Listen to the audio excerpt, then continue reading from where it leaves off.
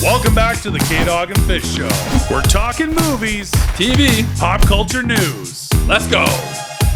Welcome back to another K-Dog and Fish Show. I'm Fish. K-Dog. This is our Oscar prediction show. I've always wanted to do this, and we're doing it. It's Oscar Sunday. They air tonight. Right. Here's our predictions. We'll break it down. There's like 26 categories, so we're not doing that. Right. We're going to do Best Supporting Actor, Actress, Best Actor, Actress, Director, and Best Picture. That's it. The top 6. Gotcha. All right? Cool. So we're really excited to do this, and maybe in the comments you guys can put what you think, if you agree with our predictions, or what you think who should win. I'm excited for the show. Okay. So let's do it. Let's jump in. Best Supporting Actress. Gotcha. All right. The nominees are Jamie Lee Curtis. We actually have 2 from Everything Everywhere All at Once. That's a mouthful. Yeah. Jamie Lee Curtis and Stephanie Hsu are both nominated for that. We have Angela Bassett, who's got shoulders for days. I don't care how old she is. Wakanda Forever. That's a cool nomination. Hong Chow, who is in The Whale, and Carrie Condon from Banshees of Inisherin. So now out of all these, I just actually most recently out of all these, I've watched Everything Everywhere All at Once and The Whale. And I feel like the favorite is between Stephanie Hsu from that movie. Also, Angela Bassett's won a lot of other of the acting awards leading up to the Oscars for Wakanda Forever. So I actually feel like Angela Bassett is the favorite at this point. So it's almost like I want to pick somebody else. Yeah. But I feel like if I'm going to win this predictions here, that I should probably pick Angela Bassett. Gotcha. I actually thought Stephanie Hsu was awesome in that movie. Yeah. So I'm going with her. Yeah, she was impressive. Jamie Lee Curtis is a cool nod because she doesn't get nominated a lot. And she was really weird and cool and had a fight scenes and everything everywhere all at once. We got to abbreviate it out. EEAAO. EEAO. We're going to call it that. Okay. Hong Chow, though, in The Whale, she did a great job. Yeah. I feel like it's between Stephanie Hsu and Angela Bassett. So I'm going to pick, I honestly feel Angela Bassett's going to win just based on other accolades she's racked up leading up to the Oscars. I'm going to go with Angela Bassett. All right. That's cool. And your official prediction? Stephanie Hsu. Stephanie Hsu. All right. So Best Supporting Actor now. We have a couple from Banshees of Inisherin. We have Brendan Gleeson, who is actually he's Banshee's co-star with Colin Farrell, who's nominated for Best Actor. Both of them were in Bruges. In Bruges. In Bruges or do you pronounce the ES? In Bruges? I don't know. I think it's In Bruges. I like him, though. Anyway, In Bruges was awesome. And Gleeson is actually an extremely talented actor. Yeah, I really like him. I really like him as well. And there's also Barry Keoghan, Best Supporting. They're both from Banshees. Other nominees are Judd Hirsch in The Fabelmans. Now, Judd Hirsch's performance was great, but Judd Hirsch's screen time is like 5 minutes. Yeah, he's barely in it. He's in 2 scenes. Like he comes to visit the family and then he's gone and the movie moves on. Yeah. So if I were to see somebody from The Fabelmans, which I really like the movie, I actually would have picked Paul Dano, who plays the fictitious version of Spielberg as a child, his dad. Oh, yeah, he didn't get... Or Seth Rogen. Yeah. Seth Rogen did a great job. There's a lot of people left off that list now that I'm thinking about it. Yeah. Huh. So it's cool because Judd Hirsch is, let's face it, he old. Oh, he old. So I think he's close to 90, if not in his 90s. Yeah. So Judd Hirsch being nominated is cool from that standpoint. Yeah. But as far as performance and screen time, Fabelmans, Paul Dano, and Seth Rogen had more bigger roles and a longer sustained good piece of acting in that movie than Judd Hirsch. I think more than likely the Academy is just making up for the fact that they really snubbed him for Independence Day. Judd Hirsch as Jeff Goldblum's dad. Yeah, like I think he really that was a snub. I think he nailed that role. That was a big snub. And that was pretty ridiculous that he did not get a nomination. Didn't get it. I was pretty upset about that. 2 other people in this category. There is Causeway is one of the movies, and it's Brian Tyree Henry. I've not seen Causeway. I don't plan on seeing Causeway. He's not one of the favorites, but he is listed as a nominee. And then my personal favorite. Good luck, Brian. Good luck, Brian. My personal favorite and who I think is going to win. Yeah. Everything. EEAAO. EEAO. Kihei Kwan. Oh, yeah. Who's short round. Yeah. He won the Golden Globe. Yeah. He is so good in this movie. And I believe he's the favorite. I think it's between him and Brendan Gleeson. Yeah. So I am picking Kihei Kwan for Everything Everywhere All at Once. Yeah, so am I. I don't see how not. Yeah. His speech at the Golden Globes, he's been cleaning up all the other acting awards going into Oscars. Yeah. And it's short round. Yeah. And Steven Spielberg's there because of Fableman. So it's so cool. Yeah. And the one thing after watching that movie, I will say this straight up, his voice is the same. Yeah, I know. That's the best.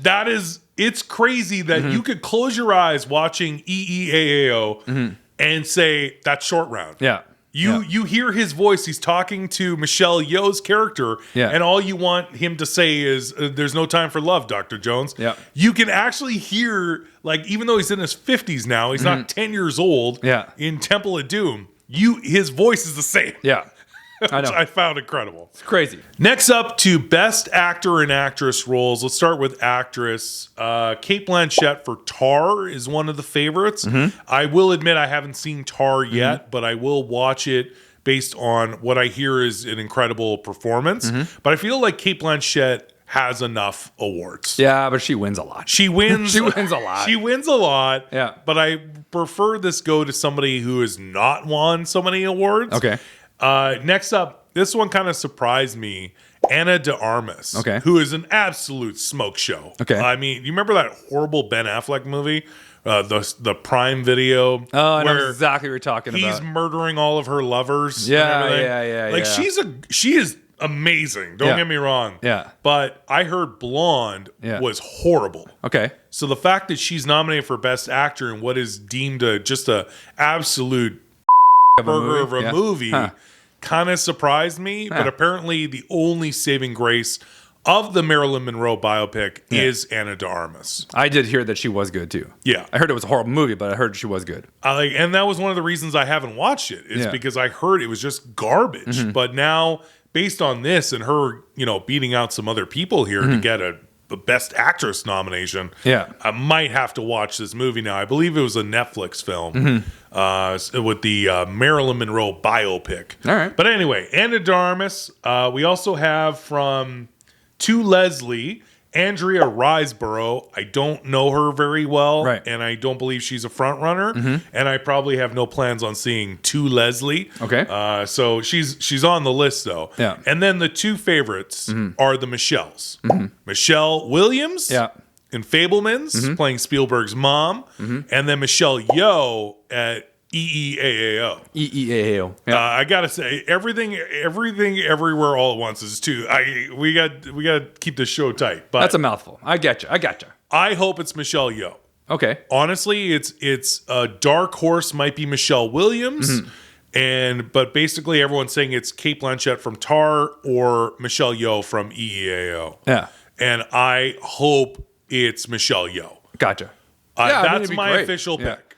I think it's going to be Cate Blanchett because she just always wins. She does always win. She always wins, yeah. Those are the two favorites, but I feel like it should go to somebody, and she's not new, but she's never been nominated really before. I don't believe she was nominated for Crouching Tiger, Hidden Dragon. Maybe, I think this is her first nomination. Okay. But Michelle Yeoh absolutely deserves it. She is one of the favorites, and that's my pick. Okay. Next up on our list, Best Actor. And this one has me heated. Heated. I'll tell you why in a second. Let's run down the nominees. We have Brendan Fraser from The Whale, Austin Butler for Elvis. Those are literally the two front runners based on the SAG Awards, the Golden Globes. Austin Butler got the Golden Globe. Brendan Fraser's been winning pretty much everything else. Colin Farrell from Banshees of Inisherin.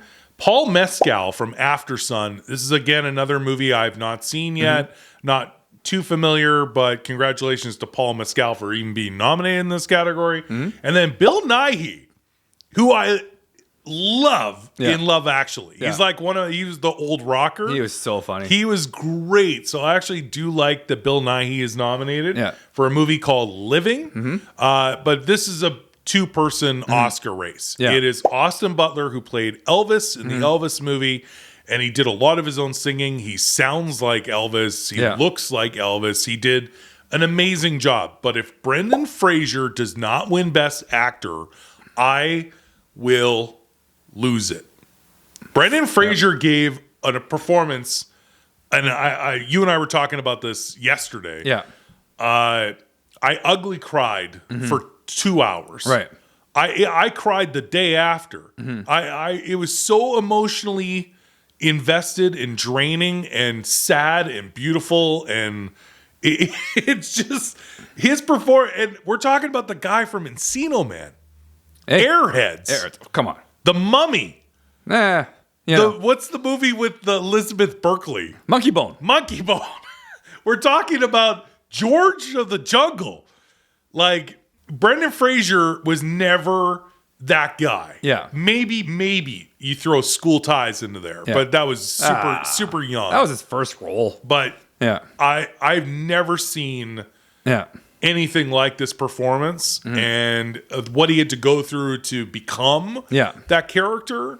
If Brendan Fraser doesn't win Best Actor, I will absolutely riot. I believe it is a coin flip at this point between him and Austin Butler, and people are going both ways. Yeah. My official pick is Brendan Fraser, and I will absolutely lose it if he doesn't win. Well, I want to see him win. Yeah. I have not watched The Whale. I'm not going to watch The Whale. You got to be prepared for. I cry enough in a regular day. Just normal. I don't need to add to it. I watched the trailer. Yeah. And I was just like, that's too much. Too much. Many moments where you're just I don't think I stopped crying. Yeah. And it's just an absolute gut-wrenching performance. Yeah. And physically what he had to do to become the character. Yeah. It's based off of a play. I'm shocked, and we'll get to this in a minute. It was snubbed for Best Picture. That surprises me. Yeah. But Brendan Fraser deserves Best Actor, so that's my pick. Yeah, it's weird, too, because everything else got Best Picture. Why is there so many Best Picture nominations? They increased when it did to it used 10. to be? When did it used to be like 5? You know, It used to be. Yeah. Now it's like every movie. Yeah. Yeah. And including we want to get everybody gets a participation ribbon in this even one. Avatar. Yeah, Avatar. Even Avatar's too. Yeah. You know, but the Whale couldn't get nominated. All right. Well, we're both pulling for Brendan Fraser. Okay. All right. That's Is that our official pick? That's what I'm pulling. That's what I'm pulling for. All right. So Brendan Fraser, please. I hope so. If you have not seen The Whale, please watch it. So the movie, kind of like Manchester by the Sea, where it's such a beautiful, incredible, sad, emotional film, but you can only watch it once. Right. It's not something you can watch on repeat unless you're really love to cry. Right. But anyway, it's kind of how everybody feels about Batman versus Superman. Exactly. I cry for a different reason. You cry and you can only watch it once, and then you try to forget ever seeing it. There you go. Yeah. So beautiful film. And Brendan Fraser, that's a pick. All right, on to directors. This one is a bit interesting because there's a lot of big names in here, including Martin McDonagh for The Banshees of Inisherin, the Daniels, as they're being referred to for EEAAO, Daniel Kwan and Daniel Scheinhardt co-directed Everything Everywhere All at Once. I believe they're the favorite, but Spielberg. I mean... You know, it's Spielberg. It's Spielberg, and this is like a very personal project, and it was a beautiful movie, and it's Spielberg. I don't know how you. Yeah, it's hard. It's hard to compete against Spielberg. Yeah. Todd Field, who directed Tar, which Cate Blanchett is getting a lot of notoriety for. Triangle of Sadness. I've heard this is a really good movie. I have not had a chance to see it, but the director is nominated. Ruben Ostlund and the snub. I believe there's one snub. Yeah. And to me, that's Sarah Polley, who's a great actress. Right. And then she turned director, and her movie, which is Women Talking, is nominated for Best Picture. Yeah. But they snubbed her to have like one female director as part of the Best Director. Yeah. It seems like that's one of the few barriers left where very few women directors get nominated. I know that the woman who directed Nomad actually won. I think that was 2 years ago or last year. Anyway, but to snub Sarah Polley over someone like Ruben Östlund or Todd Field, I feel like Sarah Polley should be on that list. But all right, yeah. for me, I would love to see Spielberg win because it's actually been a while since he's won Best Director. He's been nominated pretty much every time he's behind the lens. Right. But I'd like to see Spielberg win, but I think the Daniels are going to win. I think the Daniels will win too because that movie was filmed really. It's so cool, crazy. Yeah, Out there. It's original. Yeah, I think they deserve to win. Yeah. So the Daniels from EEAO are our pick, and that brings us to Best Picture. Okay. Now you were correct. It used to be like 5 or 6, and now it's. I think the cap is 10. All they're giving everybody an Oscar nomination for Best Picture, which bothered me that The Whale was snubbed. However, All Quiet on the Western Front, which is a remake of actually the movie that won Best Picture in like the 20s.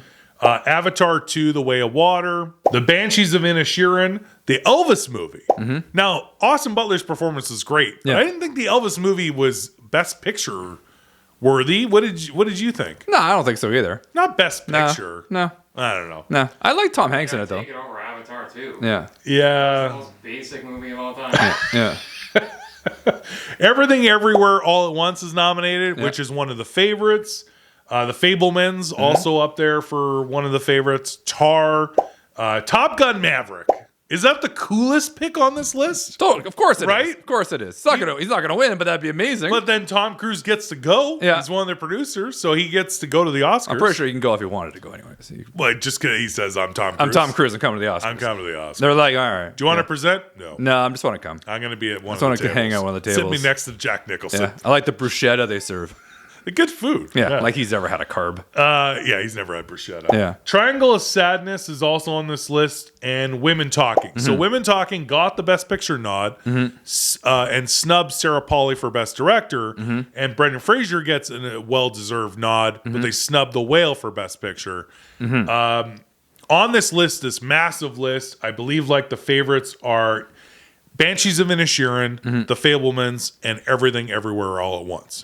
Those are the 3 that could take it. Yeah. A surprise, but not like almost like Crash type year. Yeah, I remember that. Yeah. 2005. I think it was 2005. Yeah. And everyone got surprised. Tar could be that Yeah.